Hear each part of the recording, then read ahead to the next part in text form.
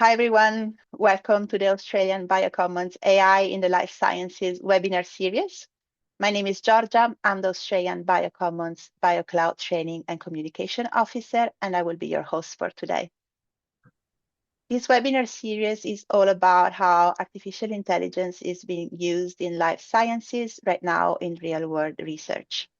You'll hear directly from experts working across biology, medicine, agriculture, and environment as they share how AI is helping them and their research. Before we begin, we'd like to take a moment to acknowledge the traditional owners and their custodianships of the lands on which we meet today. In my case, this is the Gadigal people. We pay our respects to their ancestors and their descendants who continue cultural and spiritual connections to country. We recognize their valuable contributions to Australian and global society. Today, we're thrilled to welcome Dr. Anh Nguyen and Dr. Stefano Mangiola. We'll hear from both of them and we'll have time for questions at the end of their presentation. We'll start with Stefano. Stefano received his PhD from the University of Melbourne and the Walter and Eliza Hall Institute in 2019, where he investigated the tumor microenvironment in prostate cancer. He subsequently expanded his work to breast cancer through a fellowship from Cancer Council Victoria. Since 2024, he has led the Computational Cancer Immunology Group at the South Australian Immunogenomic Cancer Institute in Adelaide, where his research integrates immunodiagnostics, spatial biology, artificial intelligence, and biostatistics to advance cancer immunology. His recent work includes modeling the immune system at the population scale through large-scale single-cell data integration. His research has been published in high-impact journals, including Nature Methods, NAS, and Genobiology. Stefano further disseminates his research and tools through frequent seminars and hands-on workshops for the research community. Welcome to the webinar, Stefano, and I'll now hand it over to you to start the presentation. Yes, thanks a lot for the invitation. I think is a great initiative, as we were talking, to show how laboratories are adapting to these evolving topics. I, of course, don't start as an AI lab, but we use AI as a tool to integrate in our research. So today I will discuss to you how we are trying to approach AI to make it more applicable for the study of cell biology and precision medicine. Just one slide about my laboratory. Our research sits on three pillars. One is more translational, so we ask quite precise, specific biological questions about immune diagnosis and tumor microenvironment and treatment response, profiling patient cohorts with different techniques. We also study large systems using large-scale public datasets, as I will show you today, to have a more bird-eye view perspective of, for example, the immune system across the population. And we developed some technology where we need it, including biostatistical tools, analysis pipelines, and data interfaces, and so on and so forth. So today, the talk will be around a type of data that is single-cell data, as you all might know. Just to clarify, nowadays we can profile single-cell and have readings about the abundance of different types of molecules, including RNA, DNA, proteins, and so on. And we usually represent single cells. Here, one dot is one cell.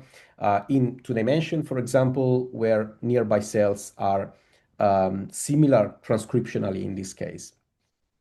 And we can study both the gene expression and the composition of the tissue to understand properties of for example, patient cohort we are studying relative to health and disease.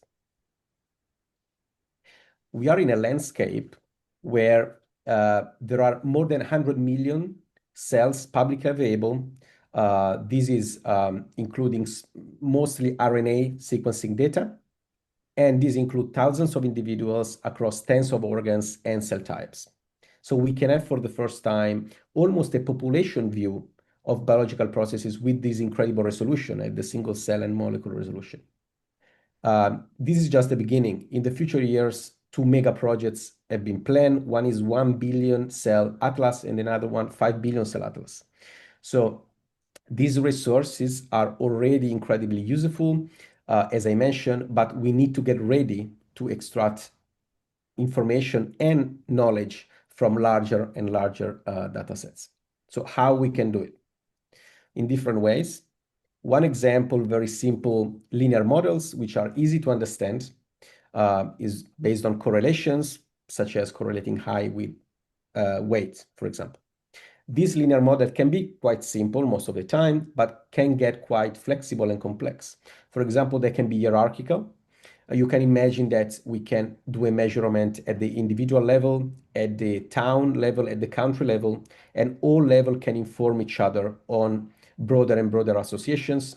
And this is true also for detecting association at the tissue level rather than the body level, thing that we do, for example. Then there are more classical machine learning. Random forest is one of them. And the characteristic is that these models start to learn not so much through correlation, but through classification, yeah, in this example. And we hope to extract what biological knowledge these models have learned that made them able to classify effectively. And then there is deep learning, which is even higher parameterization, and to get to recent foundational model where these things are scaled considerably. Yes, we will talk about them shortly. So the first part of the presentation, I thought I will present one of our biological questions and how we have been approaching this question through large data set analysis so far. And this will give you an idea why we are transitioning to even more complex models. So here the issue we want to tackle is to be able to describe the immune system at the population level. So as we age across male and female ethnicities. Why this is important? Because we know, for example, that immune therapies, which have been incredibly successful recently, do not have the same efficacy across all the population groups. For example, different efficacy for young and old people, male and female. So it's pretty clear that we need to get a deep understanding on the diversity of the immune system across the population to get a more precision medicine understanding of the matter. So what we did is to take this opportunity to have, again, a population and high resolution view at the same time from this cell by gene, from human cell atlas that includes 100 million cells. We selected more than 50 million high quality cells from them. And even before analyzing them, we had to develop almost an ecosystem in order to do that. We need to develop scalable analysis and quality control pipelines. We need to develop APIs that allow us to organize and query this data very efficiently. And in some occasion, methods such as SCComp to analyze differences in single cell tissue composition on very large scale data set. And once we fit these models, we can learn obviously many patterns about biology. But why are these data sets a challenge? So these data sets are very rich and very complex. You can imagine you have data about the body, and we want to model, in our case, composition and gene expression. Yeah.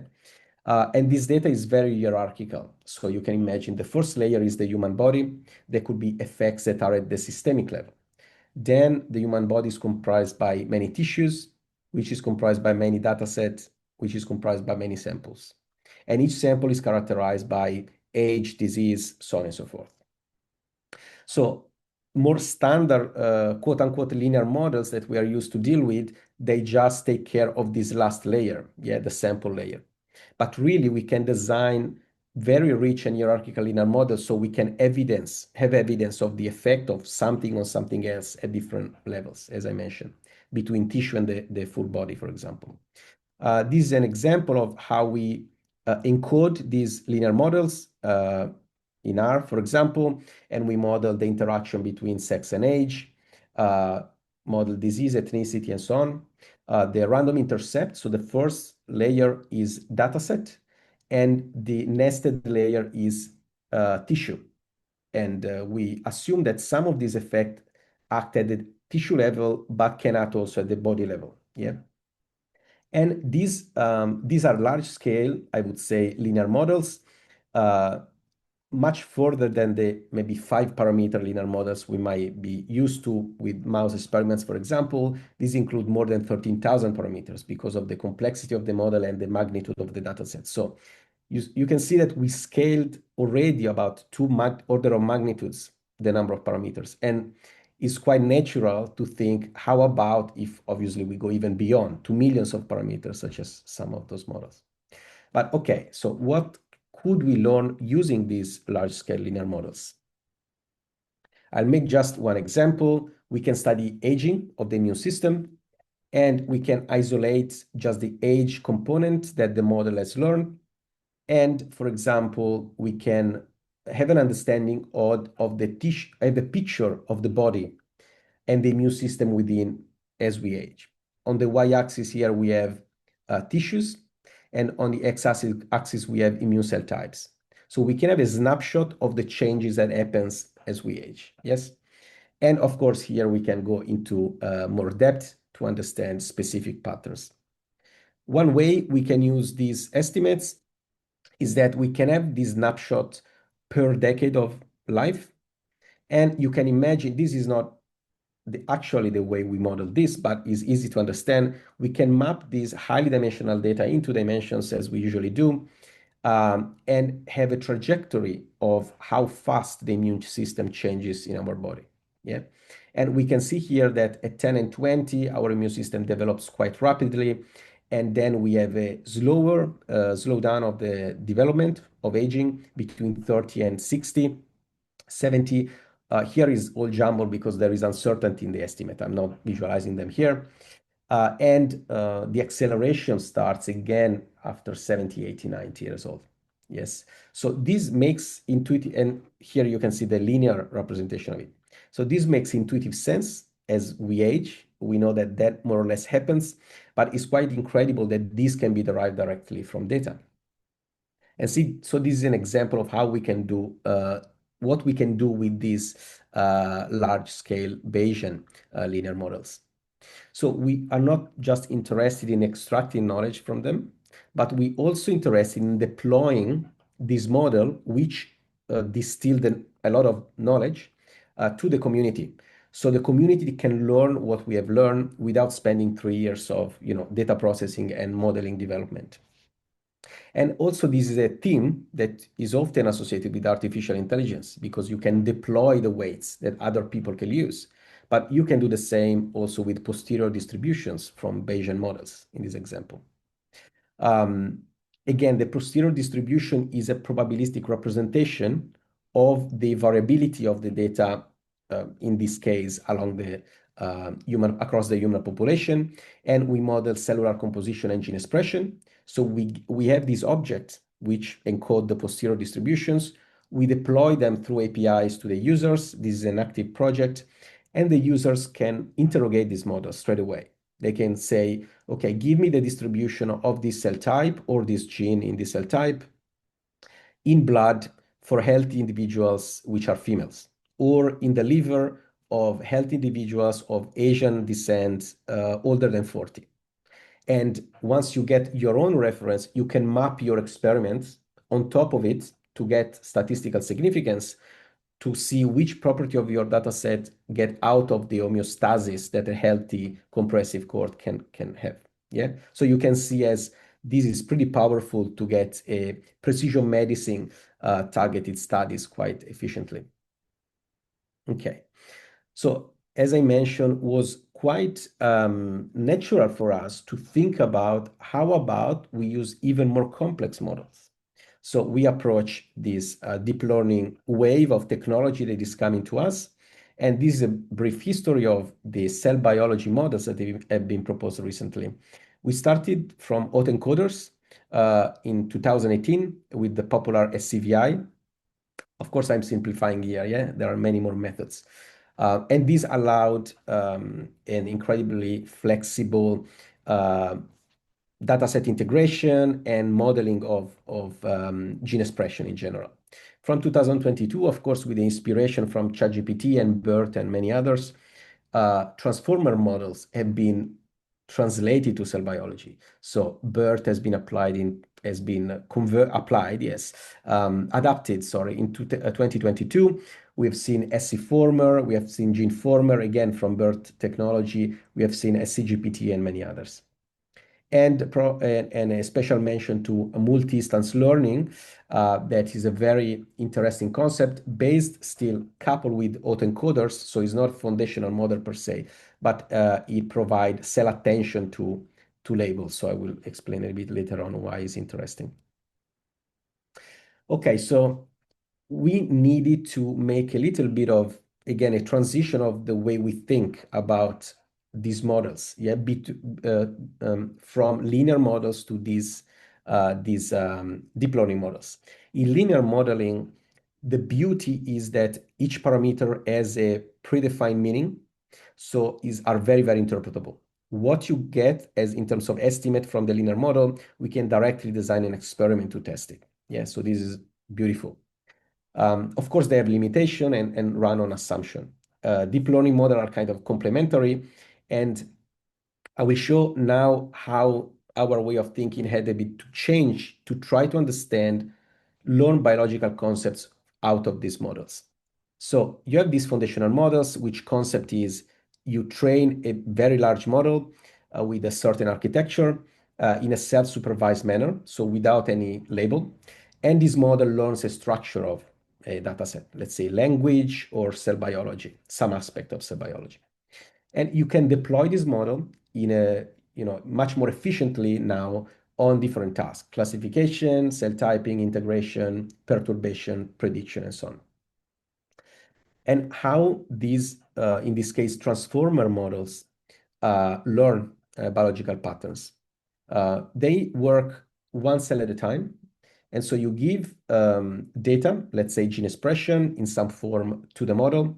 You mask some of the genes, and this model has attention mechanisms and multi-layer perceptron to try to best predict what was the original data, the masked genes, and you get an error from it, and of course you optimize the model, the parameters from this error. Yes, and of course the question is, if you give this model in a foundational sense, but also when you deploy for a task, this model become quite good. But what has it learned that we don't know, we might not know? So that's a pretty good big question that has not been worked on that much yet.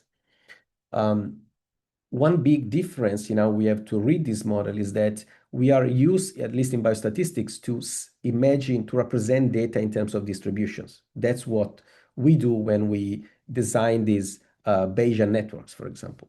You have a gene, or you have a protein or a cell type, and you have a distribution of counts or abundance. These neural networks represent entities through embedding, so they have a numerical representation of each of the entities. For example, when a model has been trained, you give this model a cell, for example. This model reads the cell and links what is the numerical representation it thinks these list of genes are represented. Yeah, so you might have 20,000 genes, and the dimension could be 500 or so, 512. And the question is, what do you do with these embeddings now? So these embeddings represent biological knowledge in some form, and the question is how you extract that and communicate to, researchers and clinicians.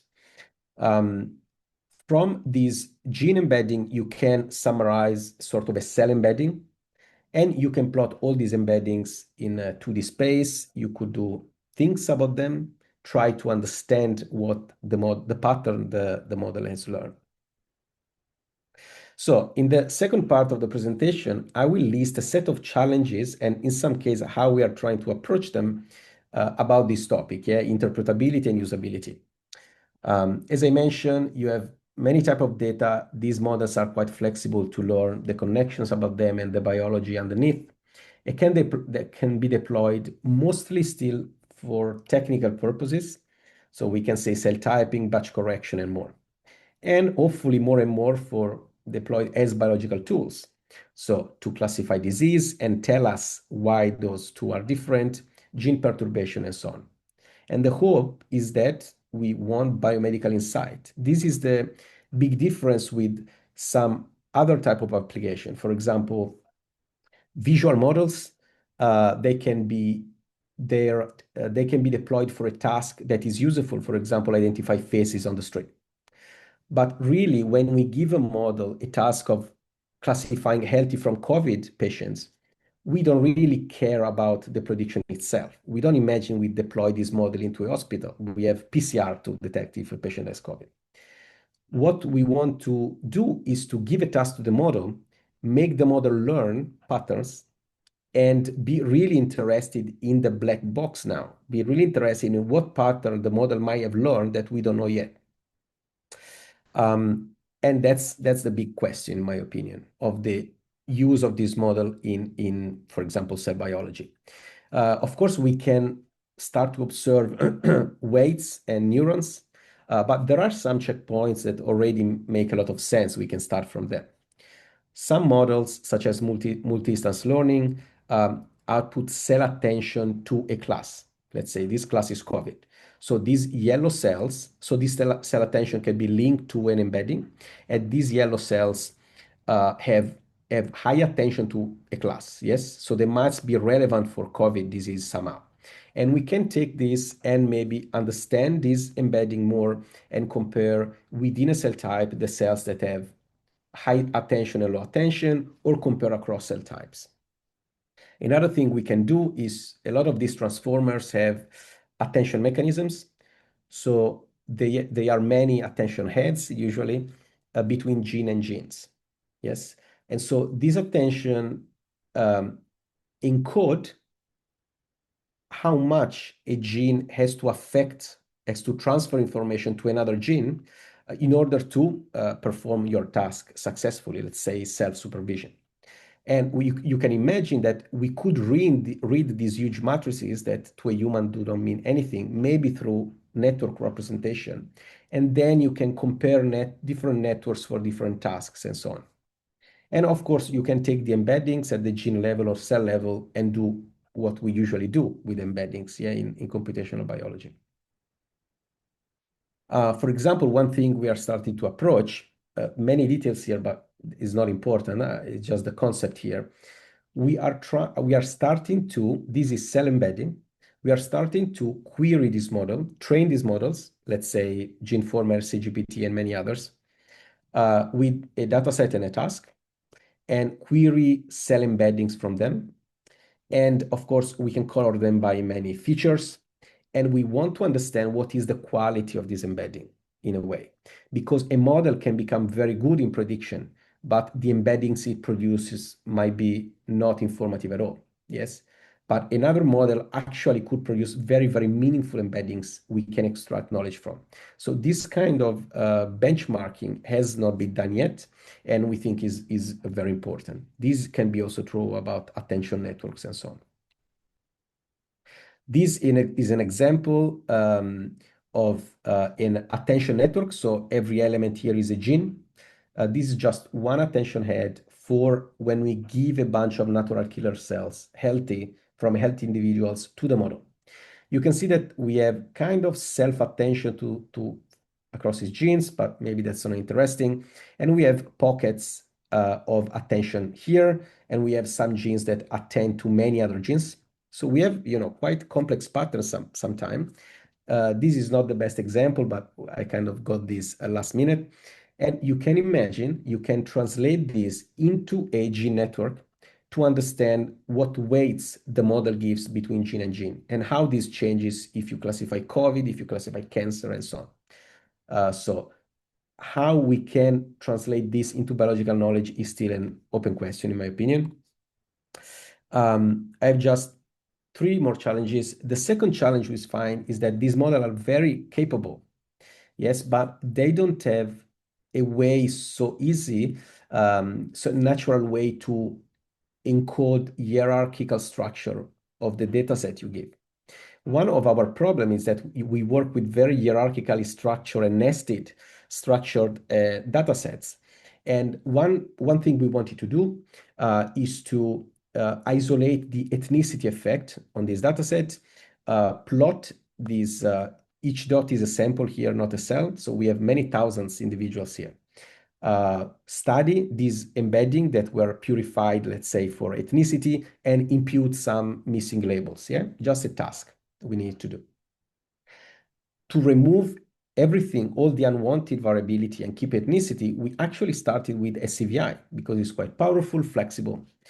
And we gave this task, and you can see here what SCVI produces is these are the dataset, color by dataset. Okay, there is still a mix or enzyme isolation, but when we color by ethnicity, we get not a great result. Yeah, Europeans are the majority, so this green bubble pretty much spread out, split across clusters. The Asian population is also split, and the other nationalities are completely, mixed together. We ended up actually using the simpler technology, quote unquote, because we could encode the hierarchy to it. And as you can see, that the data set become quite mixed up together, and the ethnicity become isolated. So now we can work on these embeddings to do other things. Yeah. So this is an example where definitely this model could improve. Another thing is that this model works cell by cell.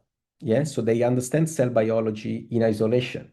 But of course, a cell often doesn't get the disease. Who gets the disease is the individual or the tissue.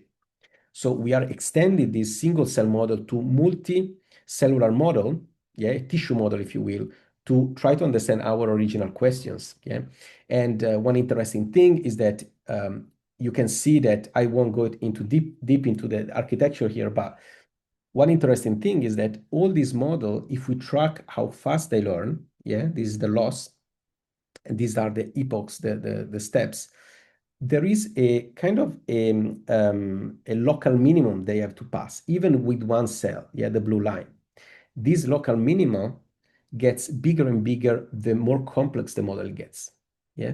So we are trying to understand how to jump this local minimum to make the model faster, because this is very promising. The more cells you add, the better at the end the model learns. So there is a transfer of information across cells as it happens in the tissue, actually. Yeah, a cell almost never works in isolation. The last challenge that hopefully will spark discussion, yeah, across all the challenges we are facing is how do we want to scale these models to 1 billion cell, to 5 billion cells, to really exploit them at the most. We cannot imagine a world where 1 to 3 laboratories are able to train these foundational models, because the difference with, for example, language models driven by industry is that science must be a democratic process, yeah, because it has to do with human race, has to do with health, and so on. So really, we have to find a way that every lab in the future will have his own pet foundational model to be able to learn from it. So one approach which started to test is data aggregation. Because this data is often redundant, how about we calculate meta cells? So we aggregate very similar cells. We can do this more or less aggressively. And first of all, how about the training time and the resources utilized? This decreases almost linearly. This is quite great to see.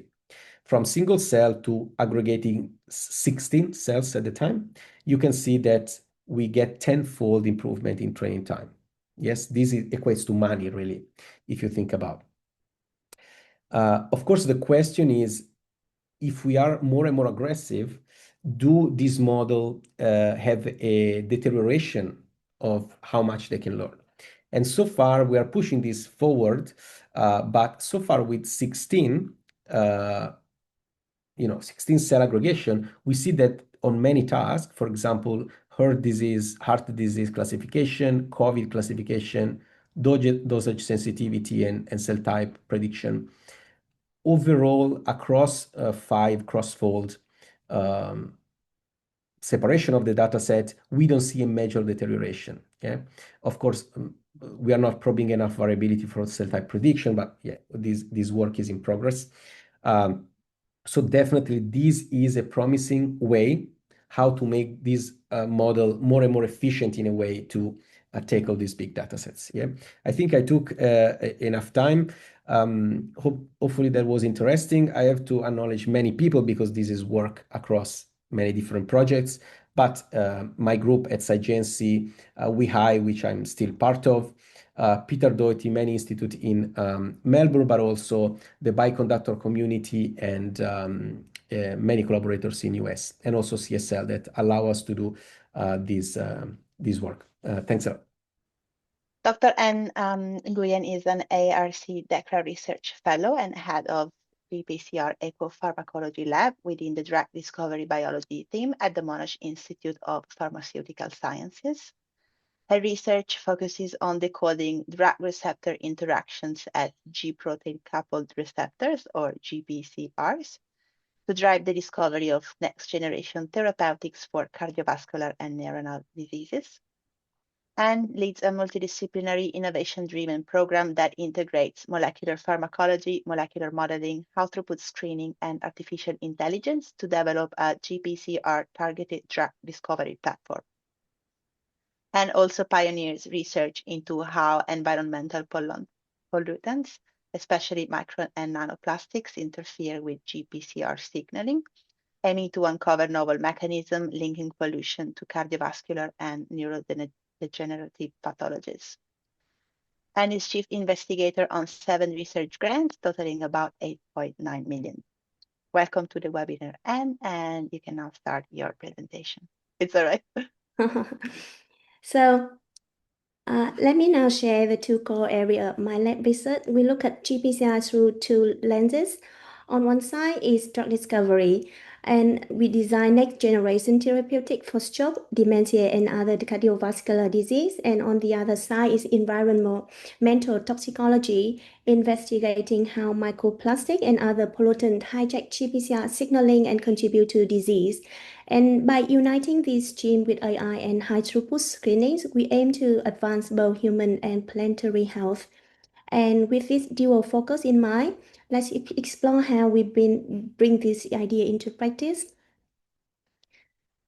Every journey has a beginning, and mine started with a pharmacy degree in 28, where I was trained in clinical pharmacy.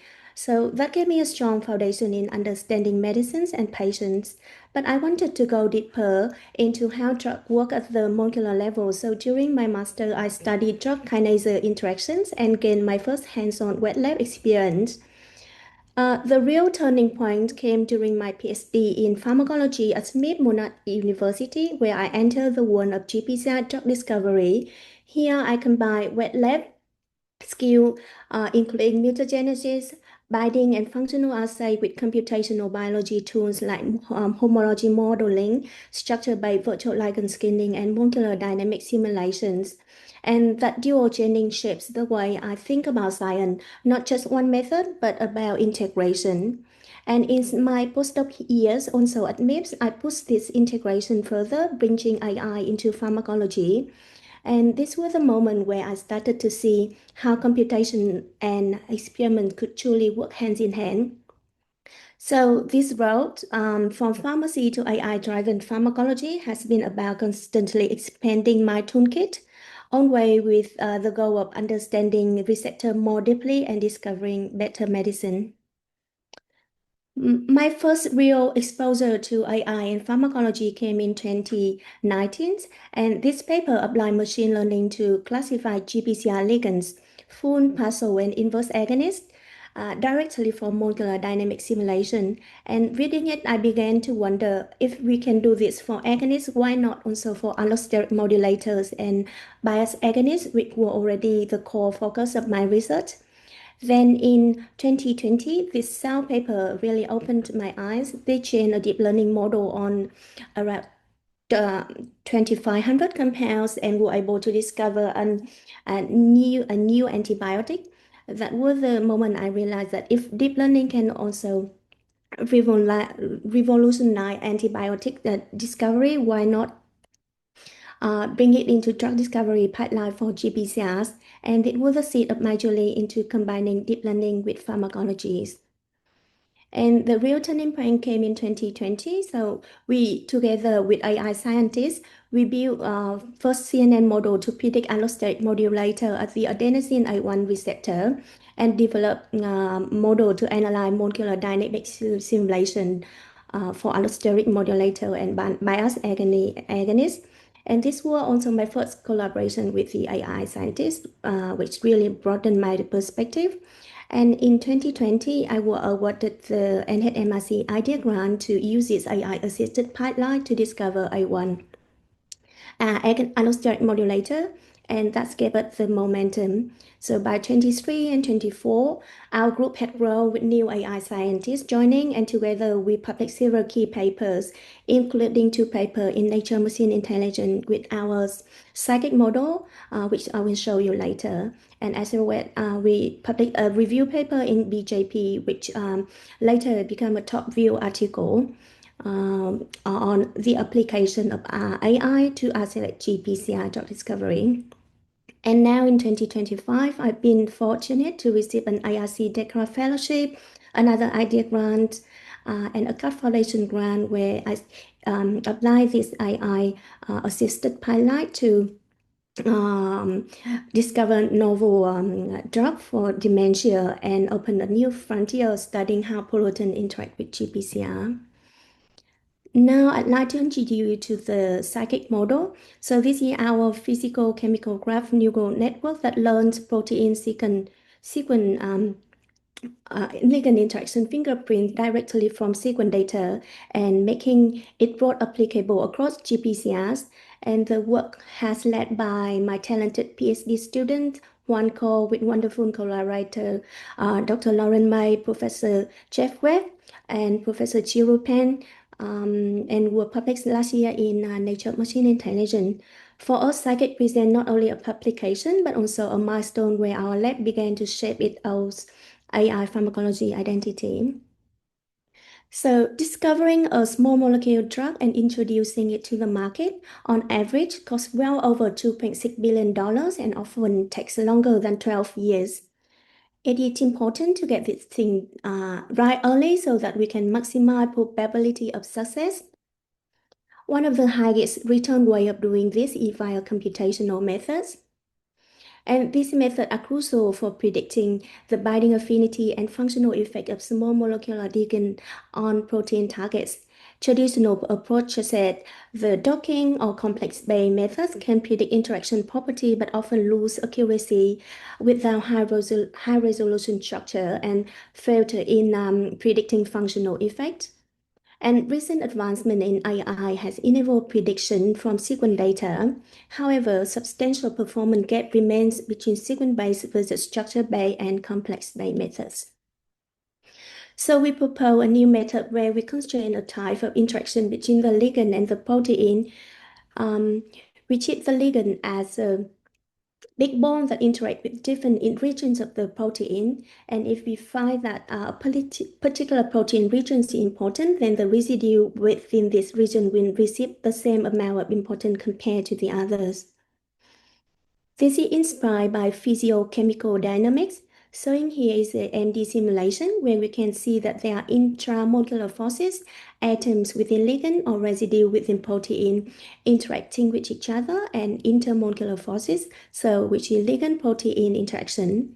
However, at any single point in time, the ligand is only interacting with one attractive protein region. The first part model the intermolecular forces, after which we inject physiochemical constraint into our model. We have grouped ligand into respective functional group and protein into respective regions. And finally, the first step of the intermolecular forces, we carry out this process in 3 steps. The first is pulling each of the functional group down into a big ligand bond. Then we then interact with different part of the protein region, forming the second step. And the third step involving ungrouping this component back into their original form. And we iterate this process for 3 cycles. And we can then finally summarize what happened in the interaction. Essentially, we have the ligand atom importance score and protein residue importance score that pull the ligand graph into feature. Once we calculate them together, we form an interpretable fingerprint, and based on which we can predict a multi-layer application model. So we use crystal structure as bandmatch dataset, which has a binding affinity as a target label, and we have 3 different methods for baseline comparison. Complex base, which we know the binding site and interaction detail. Structure based, which we know the binding site but not interaction details, and sequence based, which doesn't know either.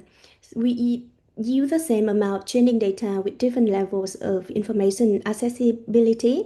Here we're showing the prediction error.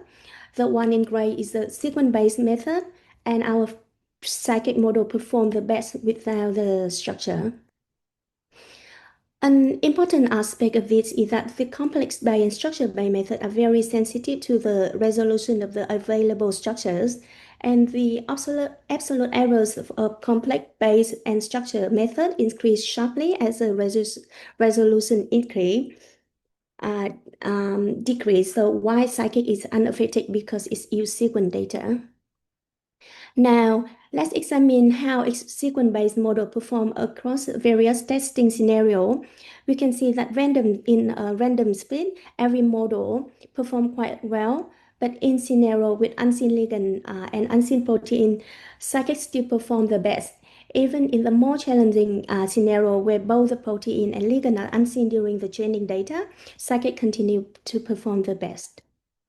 And here we show psychic can predict very well if a ligand is agonist, antagonist, or a non-binder. And after prediction, we also want to conduct a systematic study of interpretability. Here, how we do it? We focus on the atom importance score assigned by psychic to the ligand and the protein to clarify during training. Our model dataset look like this. We only test a ligand string and a protein sequence along with the binding affinity label. During testing, we have SMILES and protein sequence. At no stage is psychic performed where the binding site E or which atom is important for forming the interaction. However, if we inspect the importance score, they actually make sense. For example, the residue importance score are concentrated around the binding site here and the functional group of the ligand that form the interaction. Over here, you can see that in sequence format where the binding site in distant is low, psychic importance score goes up. And here's another example. And since we have shown that sequence data is on unit after benchmarking, we change psychic with large-scale sequence dataset to create a psychic-based application. And this is our application. We study adenosine A1 receptor as a protein target and use a MIPS library consist of 13,000 molecules. We use our model to predict binding affinity and agonist probability and rank the compound in the library. We found that the compound, the rank number 3, is actually an agonist. This is the process. We have a ligand SMILES in a protein sequence. We run psychic for 20 minutes and select the top 10 for lab testing, and the top 3 include a novel agonist. And we actually build a web server that anyone interested can actually try it out. So this is some lesson that I learned as a pharmacologist. I started in the lab, mutagenesis, radioligand binding, functional assay. The data was real, tangible, and sometimes painfully slow to generate. And later, stepping into computational biology, I realized AI could accelerate the process, screening millions of compounds and predicting functional effects. So model can guide us, but I felt that they don't replace the biology. The most exciting predictions still had to be tested with radioligand binding or cytochrome assay before we believe them. And as a web lab scientist, I knew how messy biological data can be. And when I changed models, I saw firsthand bad data in bad models now. And the pharmacologist in me became obsessed with curating and cleaning datasets. And I couldn't have done this alone. Pharmacology gave me the question, computation gave me the tools, but it was through working with AI scientists that we actually make success. And my first AI project was in psychic. It was very small proof of concept on the adenosine A1 receptor. It worked, and only then I built it bigger, and that stepwise growth was essential. I've had docking campaign that failed, but as but don't scare the failure. The feedback, it could be a feedback to the model. It's just not the dead end. And so those are the lessons I picked up, and sometimes the hard way. Now let me share how they translate into advice. No matter how powerful the model looks, biology is what gives meaning and always design a project that where prediction and experiment can go hand in hand. Invest time in generating and curating reliable data. It's worth it. And remember, you don't have to do this alone. The best result come when we combine different strengths, wet lab, computation, and clinical insight. And don't feel pressure to start big. Begin with a small, clear question. And X project teaches you something, and even failure move you forward. And that's how momentum builds. So my advice is simple: keep biology at the heart, respect data and people, and take steady step forward. Um, Looking ahead, I see three big directions where this journey is taking us. We began extending our model beyond drug discovery into how environmental pollutants affect GPCR, and this opened a new field I call eco-pharmacology. AI lets us move faster, filter smarter, and lower cost. And the goal is not to replace traditional pharmacology, but to amplify it. And finally, these advances are not just academic. With the right partnership, there's a real potential for translation, and whether through industry collaboration or spin-out companies. So the impact I hope for is simple: to use AI and pharmacology together to make discovery faster, more affordable, and ultimately more meaningful for patients. And at the end of the day, I'm still a pharmacologist, and AI is just helping me dream bigger. And thank you for your attention. Thank you, Anne. We have time for a couple of questions. Please use the Q&A function in the Zoom dashboard. Anne, let's start with you. What do you think makes GPCR such an interesting case study for combining biology and AI? I think GPCR are incredibly complex, and one receptor can signal in many different ways, and depending on the ligand, the tissue, or even the disease context. So that makes them challenging for traditional approaches, but exactly the kind of complexity AI is good at learning from. So it's a perfect match between pharmacology and data science.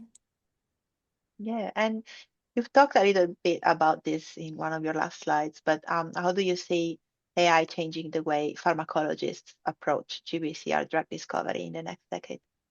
Um, I think AI will become a natural extension for my pharmacology, so not a replacement. Instead of screening millions of compounds blindly, AI let us prioritize those with the highest chance of success, so while also helping us to uncover new biology like allosterism and bias agonism. And in the next decade, I see AI guided pilot becoming a standard in early drug discovery. Thank you, Anne. Stefano, I have a question for you. What are effective ways to communicate the patterns or insights identified by AI models to researchers? Yeah, that's an important topic. I think, as I was mentioning, communicating the results of very interpretable models is quite simple in a way. Differences between distributions can be visualized with the box plot, and understood. I think we can imagine to get embeddings out of these models and do further analysis to get to kind of difference in gene expression or cell composition, to then go to this box plot type visualization to communicate the results. However, this kind of defeats a little bit the purpose of this model, which can understand more complex processes, ideally, that more linear model can understand. And so this, I think, is a field that should develop. We should be, we should learn how to judge more complex structures, such as gene networks that can be different, so differential gene networks and so on. So I think it's a good topic to explore, how to do effective communication of very complex models. Thank you, Stefano. We have to leave it here for today. I'd like to once again express our thanks to Anne and Stefano for taking this time to talk to us. This webinar is part of a series. Our next session will be on the 2nd of September with Dr. Arms and Dr. Aquino talking to us about equity and diversity in AI.